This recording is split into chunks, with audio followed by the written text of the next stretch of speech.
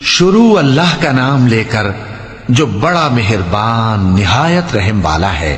جو لوگ کافر ہیں یعنی اہل کتاب اور مشرک، وہ کفر سے باز رہنے والے نہ تھے یہاں تک کہ ان کے پاس کھلی دلیل آ جائے، یعنی اللہ کا ایک پیغمبر جو پاک اوراق پڑھ کر سناتا ہے جن میں مستحکم آیتیں لکھی ہوئی ہیں، اور اہل کتاب جو فرقوں میں بٹے ہیں تو دلیل واضح کے آنے کے بعد ہی بٹے ہیں، حالانکہ ان کو حکم تو یہی ہوا تھا کہ اللہ کی عبادت کریں، اطاعت کو اسی کے لیے خالص کرتے ہوئے یکسو ہو کر، اور نماز قائم کریں اور زکوٰۃ دیں، اور یہی مضبوط اصولوں والا دین ہے۔ جو لوگ کافر ہیں یعنی اہل کتاب اور مشرک، وہ دوزخ کی آگ میں پڑیں گے اور ہمیشہ اسی میں رہیں گے۔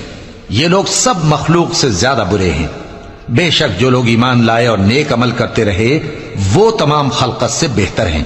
ان کا صلہ ان کے پروردگار کے ہاں ہمیشہ رہنے کے باغ ہیں جن کے نیچے نہریں بہ رہی ہیں، ہمیشہ ہمیشہ ان میں رہیں گے۔